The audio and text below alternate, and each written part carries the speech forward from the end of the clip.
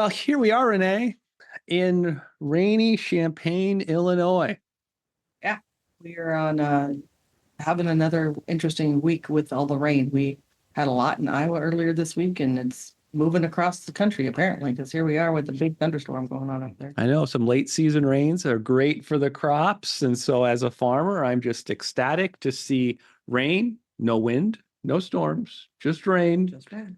We don't need hail. We don't need anything else that could really knock off a really exceptional growing season across parts. But, across the country, there's been a lot of variation between still dry some places. There's been extreme weather and flooding in others. So, you just never know what's going to come your way. Yeah, but Iowa is out of drought for the first time in like 5 years. So I know. a lot of rain. That's pretty crazy. I know. Too much rain in some places, though. So, as a farmer, it's never enough rain. Otherwise, it's too much rain. It's never just right. So, kind of like Goldilocks said, you just kind of have to always be. Yeah, for me, though, this week it's a lot of thunderstorms, but there's no sirens. And so there's been several storms, and I'm like, wait, there should be sirens. We should be in the basement, and they're just thunderstorms. But I'm so accustomed to big wind, big storms, hail, all the things so you're right. I'm appreciating it being just rain. So tonight. You realize all the sirens do for farmers is that's our guide to go to the front door and see what's going on, right? That's the purpose of the siren in small town, rural areas is that's just hey, come out here and take a video and look at what's happening, get out the door as far as you can and still not get wet or hit by the hail. Yeah. That's how farmers view tornado sirens. It's to get away from the big windows because they might decide they're coming through. So okay. It's not that we don't want to be around and look at things, but we also don't want to be harmed. So right. So today's going to be a little bit different of an episode for us. We're actually at the Rural Health Conference in Illinois, and we're going to kind of walk through some of the topics that we're talking about at this conference to share those with you. We'll have some things in show notes that you can look at and then get some more information for yourself about it. But it's going to be really more of like, these are the themes we're seeing across the country. We had done a few episodes back on some of the themes, but we thought since we're here today, we'll just show you exactly what we're talking about state after state after state and talk about each topic. So to kick us off, Jason, one of the things we're talking about is called Surviving the Perfect Storm, How Millennials Must Save Healthcare. That's a fun topic. I'm looking forward to hearing this one. As we think about, and this is something I've listened to so many keynotes at so many conferences this summer, from being next door in Indiana to jumping across over North and South Dakota. It's really looking at our future workforce, right? And how are we going to change and adapt to the changing needs of the millennials. And I think it's been a tough conversation that a lot of people don't want to hear and don't want to have at all. Right. And I know they're very different. So one of the keys for people that may not know is millennials are all about working to live, but they don't want to live at work. And this is one of the things I think that they're actually on the better end of that. I know some of us in the Gen X and the boomers and the silent generation before, we just worked ourselves to death. And you can see that by the number of hours people put into the offices and the lack of balance and lack of blend in their lives. And millennials are not about that. They want a job that makes a difference, but they also want to go home and they don't want to be on call all weekend, or if they're on call, to be paid for it. And I don't think any of that's unreasonable. I think they're smarter. I know that they're way smarter than I was at that age. I had to get older before I realized that, I'm not going to do all those hours. I'm going to structure things differently. Before I was at a place where I could structure things differently. So I think millennials have a lot of good things going for them, especially when it comes to emotional well-being. They get it. They get it in a way that so many others still don't get it. And so, I'm not sure what has to happen to change the culture in some of those, very rigid structures and organizations that are really unwilling to adapt to some of the changes. I know for me as a leader of an office now, there's a lot more listening to just all the general things going on in a person's life. And we should always know that that's going to impact. But if there's problems with children at home or sick parents or whatever, that would impact the employee. But I don't think we've ever really listened to people about that and talked to them. But if you do, one, their work experience is better and the retention rates are higher. You can see that in the data. But it's also just better for the work environment, but it can be exhausting. And I was trained in that field, and it can be exhausting for me to have to hear it day in, day out, all the things. So it's always for me just a blend of how much do you listen and be empathetic and be able to do that, and then being focused on your job, because it's not Right. like my workload and my expectations go away. So it's a tough challenge, and I'm even trained in it. So I Right. can't imagine folks that are really uncomfortable talking feelings. It's got to be really hard for them. Well, and then do your policy supporting the person? I know a few podcasts ago I talked about I was up doing flood relief work. And one person said she had to go from FEMA appointment to insurance appointment to other appointments, all from 8 to 5. And her workplace, she just started there. She didn't have time off. She didn't have paid time off, and she couldn't even get unpaid time off. So she could just take care of those bare minimums so she could have a place to live. And so we have to think about flexibility in a different way. And I know that that's really hard for some HR departments to do, but we have to think about maybe we need to let people let their PTO go into the red when there is a huge disaster and someone loses their home, right? And that's not things we generally are okay with. And that can be really hard policy wise to get comfortable with. But there are certainly exceptions and things that happen in these times that if we want to keep that employee longer term, we have to be willing to make some concessions. And it's not just a rigid black and white yes or no question, that there has to be a gray area, and we have to find ways to work through those gray areas. And I know with me working in government, the flexibility is just not the way it needs to be. I mean, the handbook still says it's 8 to 4:30, even though they have these telework policies and things, it's still the general work hours, and there's not that flexibility for evening hours or weekend hours. And so trying to build flexibility within a pretty rigid structure isn't very easy. No. And so we're working on that right now. In the month of August, we did a hybrid for a pilot project for people to work from home and to try to test it out and see what kind of policies should work or not. And we're going to be implementing and then reassessing what worked, what didn't, all of the things. And so this is a very interesting point. And if millennials are not in healthcare, we're not going to have the help that we need with an aging population, especially in Iowa. More retirees, more people that are going to be over the age of 80, over the age of 100. We have to rely on those younger generations to help. So I'm really excited to see what they're going to talk about here. And the person that's the keynote, his name is Don Harkley. He's the CEO of People Centric Consulting. Yeah. I thought that's pretty cool, putting people. It is cool. And so I'm really excited to hear more about what that's about today. I have to after that. What are you going to go to next, Renee? I think I'm going to go to the one about accessing peer recovery in rural communities, because we love talking peer. And the last one we just finished, our last podcast, we were just talking about peer recovery and being Recovery Month. I think the perfect topic for right now for Recovery Month, and thinking about peers and how just important they are in the entire system. Yeah, this has been one that's been missing at a lot of conferences I've been at. And we've been the ones talking about peers in our breakout sessions, probably more in some conferences. I'm really excited to see that they have a separate breakout just to address peers here in Illinois, because I think that's part of the workforce that is a huge opportunity.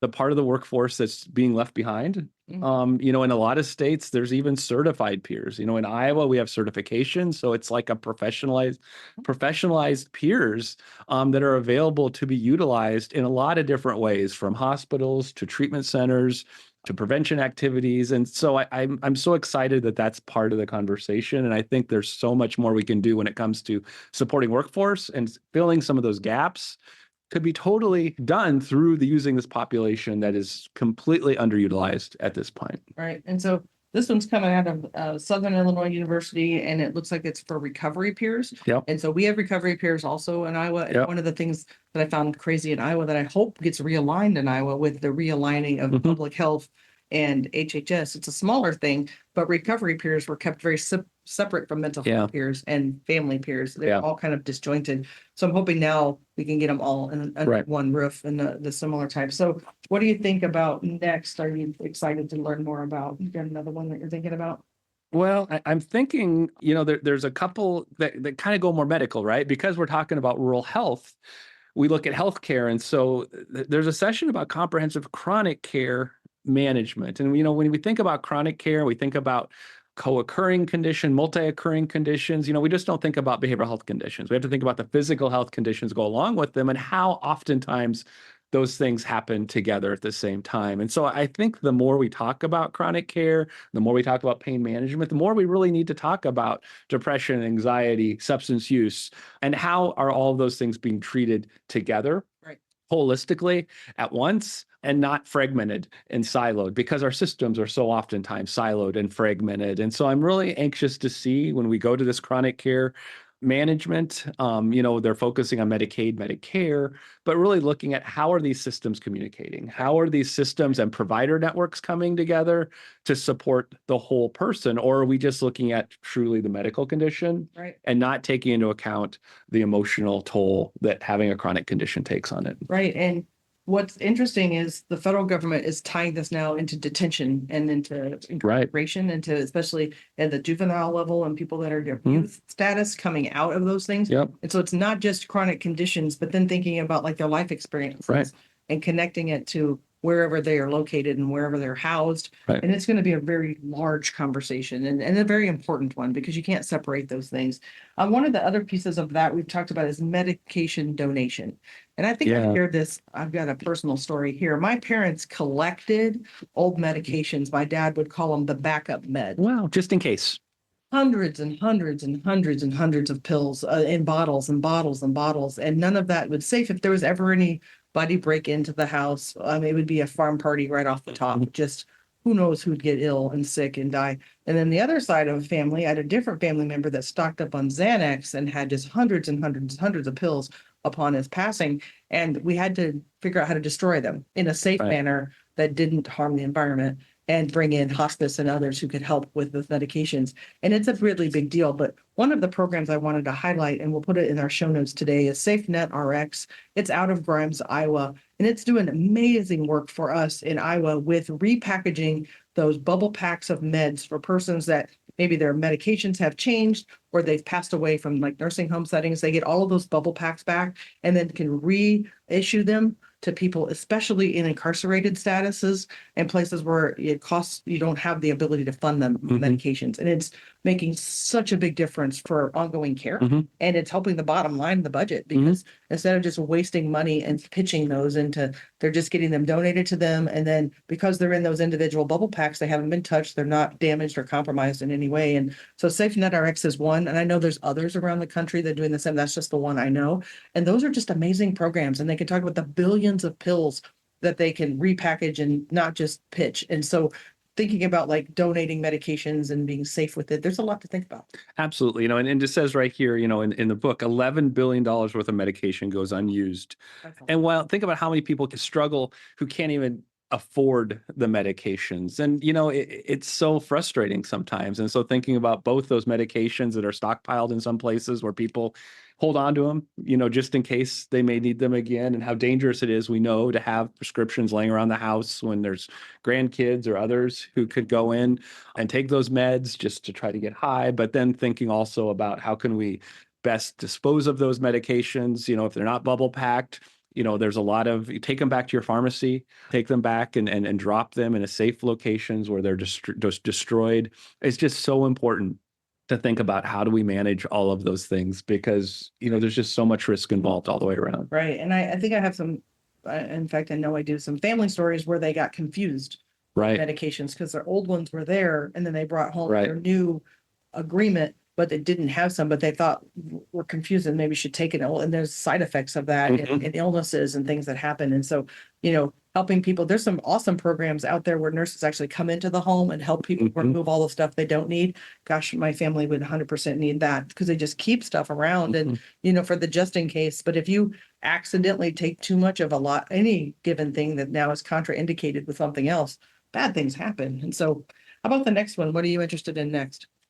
Well, I'm really excited in the next one because I like all three of them. And so they all three are somewhat applicable. And so, again, we have some a rural health clinic talking about care coordination, and I think that has been something we've heard a lot about what is care coordination and what does it mean to coordinate care. And, as we do work in this space as well, where we're helping agencies to better understand what the definition of true care coordination is, how you really dig in and truly connect and coordinate. But I think that that's really good to think about how do you measure it, right? So we're really looking at this from a quality improvement perspective of how do we manage that. The second one on this afternoon is healthcare security and workplace violence. I think that's something that's come up a lot in some of the conversations that we have, especially with hospitals and especially when we think about telehealth and delivering that in an emergency room setting that oftentimes people can appear volatile. Oftentimes it's not someone's best day.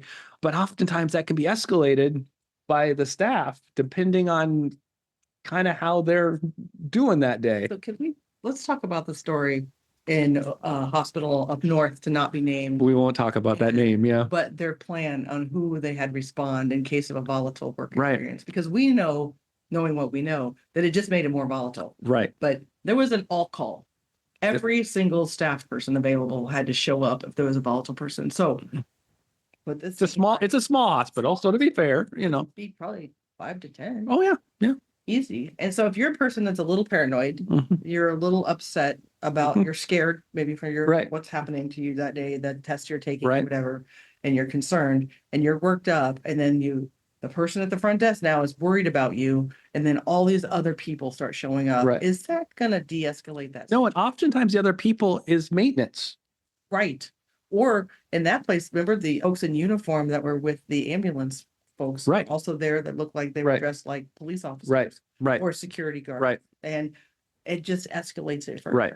So when we talk about this conversation, and I really am excited to hear this one today, because I Mhm. want to hear their thoughts, because it Right. cannot possibly be what that hospital said, because Right. we know that would have just Right. increased the And I volume. think the challenge is to balance it with there are real security threats, and we have to think about guns being brought into emergency rooms and clinics. We have to take all those things into consideration. But we also have to take into consideration someone who's having a psychotic break, Right. who's not in touch with reality, and how do we de-escalate those folks and not criminalize Right. mental health? And I think we're having a real struggle right now in these conversations across the country of how do we walk the fine line between creating safe, secure places, but also de-escalating Right. individuals who need to be de-escalated. And that's been a difficult conversation. And it's a difficult conversation within law enforcement as well. I do de-escalation trainings, and there's some confusion right now about how do we do that? How do we promote both things at the same time? And that's a struggle for a lot of folks right now. Reminded of the time we went and trained the library in Yeah. town Yeah. about this, because they were in this situation and they don't have the staff that can do the all call. Right. But you might have somebody, and they were talking about their procedure was to have the person walk them away in a more private space Right. to help them have privacy. Right. And calm down in private and Right. not show a light on it. Right. And they were having much success with They it. were doing a great job. They just needed an emergency button for somebody to come man the desk. Right. If one person walked Right. off, they needed Right. who could come and do the Right. rest of the work. That's a much better way than Right. trying to light on it and then make it bigger. Right. It's And- interesting to see yeah. what this conversation's about, because there's ways to do this right, and then there's 100% ways to do it wrong, and we've seen Yep. both Yep. in some places, and it's pretty interesting.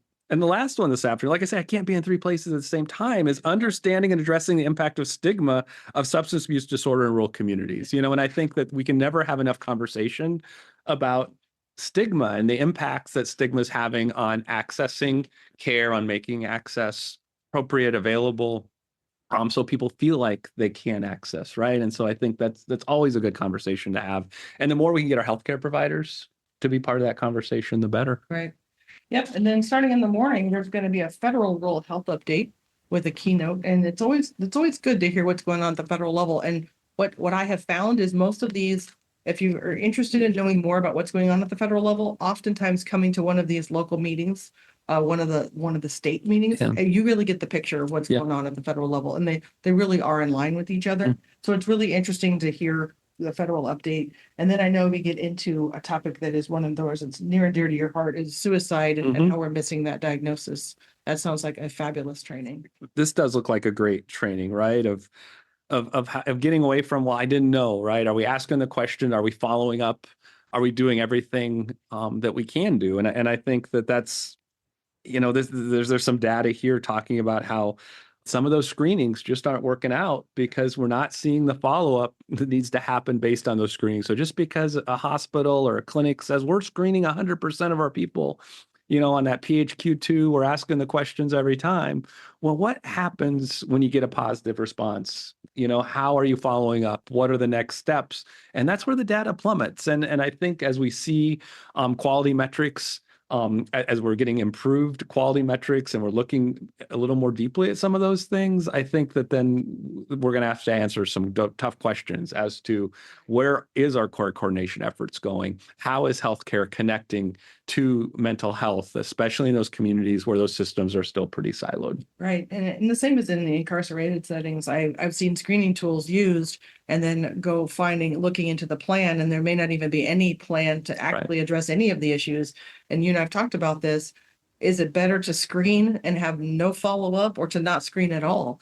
I feel like, coming from my background and my license, that I'm liable for what I screen and what I know. So it seems kind of crazy to me that a lot of places just really promote screen, which is only a small piece of that puzzle. Right. It's like, what do you do next? And I think your data there talked about only 8% are compliant with like following up after the fact.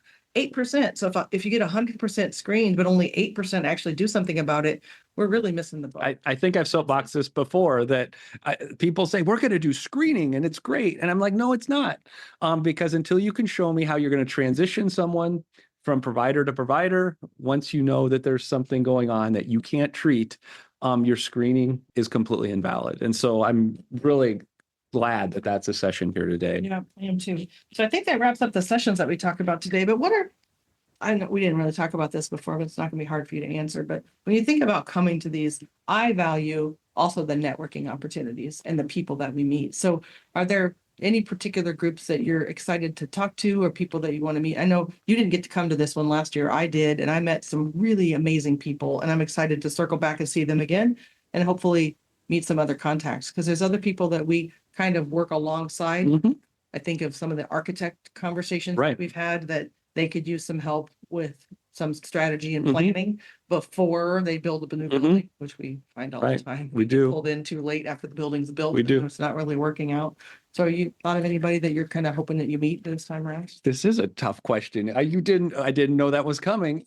I've had some great conversations with MCOs of different states. And so medical directors of MCOs are kind of getting their perspective on how they approach their work, of how they're managing things. And so, that's been some great conversations I've had in a couple states. I agree. The architects, I think architects are often kind of in the middle of trying to design, and sometimes providers not being sure what it is that they're going to be delivering. And so really, and then not maybe thinking medical, taking into account how do you co-locate mental health and substance use disorder? And so I think sometimes that's more challenging than it needs to be, because it's really bringing those systems together. So I think that's been a great conversation. I think of some of our telehealth partners that we often talk to. We kind of migrate toward telehealth folks, and there's a lot of telehealth providers at a lot of these folks. But we generally always are talking with Senior Life Solutions, ITP. They do a lot of great work, especially in rural areas. So we think about the geriatric population and what Senior Life Solutions does in rural critical access hospitals. We think about what ITP does in emergency rooms and jails, in order to have prescribers available to meet the needs of individuals across the country, especially in those rural areas who have difficulty accessing appropriate care. So, there's so many conversations we have when we come to these things. Another one I really enjoy is when we meet some of the state workers that can validate or not validate the data. The data that we find for the states. We've had some great conversations about, specifically related to alcohol. There's been at least a couple that I recall last year that were my favorite, where we're like, the data doesn't look right on the state map. And then like, yeah, that's because we don't turn it in. And so it's really a way just to have. That was Missouri, because Missouri is a very stark line when it comes to alcohol at the Iowa-Missouri border. Right. And we were like, why we asked the Utah looks like they don't drink it. There was someone who wouldn't, they said, I work for Missouri Public Health, but I'm not going to tell you at what level. But it was pretty high. And they're like, yeah, we don't give the feds the real data. That's why it looks like this. And last year at this conference, there was some data that I was looking at, and it didn't make sense to me based on what I knew in my work. And I went afterwards and got to clarify, and they were meaning it very differently. So it made more sense. But you're right, because you can pick and choose, as we always talk about, stats and things we want to talk about, and sometimes make things look better or worse, but to know what we're trying to do. So I've really enjoyed that. And I find all the speakers pretty approachable. And so sometimes afterwards, we can we use slides? Can we have the slides? And so they're just really great people, because we're all working on that path to better rural help. And I think that's what's sometimes missed is, if you're at an organization, sometimes leaders and supervisors and executives, they get stuck in the day to day. Yeah. And then you start to miss what's happening in the world around you. And I've always thrived going to conferences. When I was an executive, I would always go to national conferences because that's where you could see what was coming, right? Where you could learn about kind of maybe where your shortcomings were, what things you could do programmatically to do better at, and just to network with other people like yourself, right? To hear the same challenges, to learn about how maybe something you could take back and implement could make a huge difference. And I see so oftentimes people are like, I just don't have time, or there's all these reasons people say to not go to conferences. And we're lucky because we get to go to conferences all over the country and learn and hear the themes and kind of pick and choose some different things. And it's really an education. I learn more at these conferences than I would ever learn anywhere else. And I just find that so valuable. Well, and it is what you make of it. I'm not the naturally extroverted person. So last year I was at this conference by myself, and they have a bingo card for like meeting all the vendors. And I don't normally do that because I don't need more tchotchkes or things at home. But I knew that if I didn't, I'd sit at a table the whole time by myself and not talk to people because that's my natural bent. So I was like, all right, I'll make it a challenge and I'll do that. And I met some of the coolest people doing it. And it wasn't necessarily that they needed to sell me anything. I didn't have to give them my email addresses and stuff like that. You can if you want to, but I didn't do all of that. But it really use it. And then you can use it and then make those follow-up calls afterwards. And we've had some great conversations since last year that came out of this conference. And so just challenging people, it's not enough just to go to conferences for that break. But if you really have a thought in mind of like, this is an issue I don't know an answer to, you can go find a solution or somebody else who has a story of something that might help. And I found them to be very valuable, but it's about my mindset. I have to decide that, hey, I want to invest in this and spend the time. And we take solutions back all the time to the other groups that we're leading, right? The other collaborations, the things that we're doing, the work we're doing locally, we take these ideas back. And so I'm able to take the things I learned here at these different conferences back and say, hey, you know what? I heard what they're doing in Indiana. And if you know what, we can do something similar here. And they've already solved the problem. We don't have to go through this whole process. And I can call so-and-so and we can get some information sent over to us. I had a conversation with something going on with Medicaid and a bureau chief. And we were like, well, there's these 2 other states doing it differently and they didn't know. And they're like, well, could you share that with us? Because we like to learn too. And we would like to be able to see how they're doing it because maybe we could. Well, maybe they haven't been able to get out to those conferences and have to do the day in, day out at the office. But it doesn't matter if you just do it as a time away and you don't really take that next step to implement and to network. But you can do so many things out of these conferences if you have that right mindset and if you really think about what you're trying to do. So I've really enjoyed it. So today, the self-care policy of the week is got to have a rain plan. I don't know if you can see it behind us if you're on YouTube today, but I like to do a lot of things outdoors. And recently I was teaching a water class and the app said it might rain, but it was like 50-60% chance of rain. So I go in to teach the class. Boy, did we get wet. And it was a lot of fun being wet until it started lightning. And then you can't be in a pool of lightning because that's a problem. But it was a lot of fun. And so it's like, do you want to be in the rain? Do you not want to be in the rain? I think we could have podcast in the rain, but we just didn't have all the things to have the equipment covered. And I was more concerned about equipment. Yeah, I didn't really want my laptop to get poured on. I'll be honest with you. Right. Well, you're right. Yes. So we have to make rain plans. So for me, for self-care, you have to have a plan B sometimes. Your plan A may not work. I mean, you were down in the gym or looking at the little gym and you were like, I'm not going to run on that because there's nothing really for you to do. It was facing a gray wall. There was no window. There was nothing. I'm like, yeah, I'm not going to go to the gym. You may have to have a plan B in that because like the gym's not going to work out for us today. So that's my self-care tip is just like, got to be flexible. And maybe the plan you were wanting to do, the one thing you were going to do for exercise or self-care or whatever gets rained out. So then make sure you have that other plan. And it turns out just as well. You just have to be flexible and think about it and not let that ruin your action. And remember, you have to practice flexibility. We've talked about this a lot over the course of the years that when you're when you're in a high stress occupation or you're under a lot of stress yourself, what's the first thing that you forget how to do? It's be flexible. You get really rigid, you get stuck in what you're doing. And so, I haven't said this one for a long time, but my GPS rule that every time I travel somewhere, I look at my GPS and it usually gives me 3 routes. And a lot of times people are like, I'm just going to pick that fastest route to go. And what do? Because I practice flexibility is a lot of times I'll pick the one that is the longest, or I'll pick the one that I normally wouldn't pick just so I get to see something different. This ties us into one more story. Talk about the trip to get here and how long it took us just to get to Champaign. We did at least a couple roundabouts for various reasons. Well, there was one exit we took that there was no sign. The exit ramp was open and I got gas and I went to get back on the interstate. The ramp to get back on the interstate was closed. Yeah. And I On GPS. didn't know that at all. So we got to take a side route that was really nice. We got to see some things we never would have seen. We were flexible, right? And so that just pretty much highlights the importance of living flexibility every day. Talk about that. Part of our self-care plan is taking the off-road, maybe seeing the thing. Right. It is a little more challenging to find things on the roadsides in Illinois. It hasn't been as many options of weird things to stop and see, but we did take a side route. And Right. so, we do practice what we preach. Well, today, everybody, we just wanted to walk through what was going on with Illinois and their Rural Health Association and tell you that it's just like all of us around the Midwest and everywhere rural. We're talking about the same topics and the same information. We'll post in the show notes any links to any of their information today. So if you wanted to learn from them, we're going to have some amazing speakers and we're really excited to get to meet them and to network with them. So until next time, we'll see you again.